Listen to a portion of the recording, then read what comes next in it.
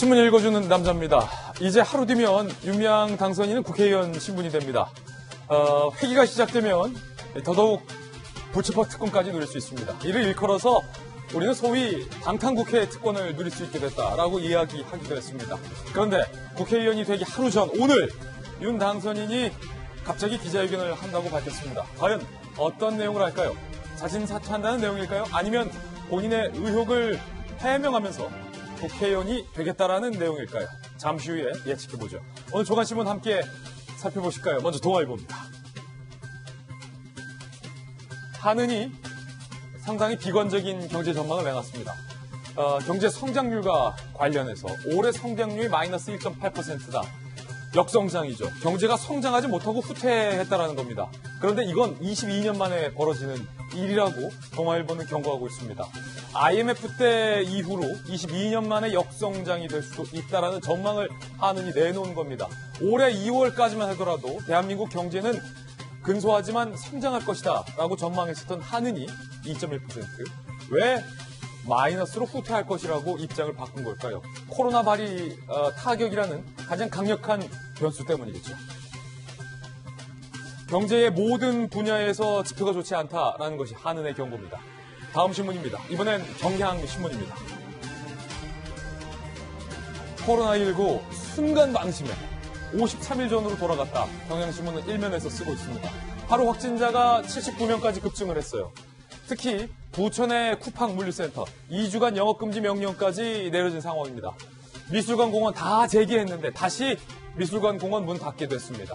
이번 주가 고비라는 말도 몇 주 만에 등장했습니다. 7차 확진까지 우리가 봤는데 이 N차 확진을 어떻게 막느냐에 보건당국은 총력을 다하고 있습니다. 지금 선별진료소에 다시 길게 들어선 줄을 한번 보시기 바라겠습니다. 다음 신문입니다. 이번엔 조선일보입니다. 문재인 대통령이 여야 원내대표와 156분 오찬을 가졌습니다. 청와대에서. 주호영 원내대표가 탈원전 정책을 재고해달라고 요청하자 문재인 대통령은 추가 원전은 불필요하다라고 답을 했다고 합니다. 대통령과 여야 원내대표가 화기애애하게 비교적 웃음을 나누면서 인사를 하는 사진도 함께 실리고 있는데 그런데 이 자리에서 윤미향 당선인에 대한 언급은 한마디도 없었다라고 청와대는 밝혔습니다. 다음 신문입니다. 이번엔 중앙일보입니다. 홍콩 정치적 자유의 사망 선고. 중앙일보 5면이 이 사태를 어떻게 정의했는지가 바로 이 제목의 앞부분에 드러납니다. 홍콩의 정치적 자유의 사망 선고가 내려졌다. 왜냐? 중국이 홍콩 국가보안법을 가결했기 때문입니다. 홍콩의 국가보안법을 적용한다는 겁니다. 반국가적인, 즉 중국 정부에 대해서 비판적인 언사나 행동에 대해서 들여다보겠다는 겁니다. 당장 미국은 반발하고 있습니다. 제재를 가하겠다라고도 밝히고 있습니다. 다음 신문입니다. 이번엔 서울신문입니다. 윤미향 국회 개원 하루 전에 해명 회견, 사퇴는 안 할 것이다. 서울신문은 사퇴 안 한다라고 예측했군요. 국회 개원 하루 전이라는 이 시점도 공교롭고 과연 숱하게 제기된 의혹에 대해서 어떤 해명을 내놓을 수 있을지도 의문입니다. 잠시 후에 이야기해 보겠습니다.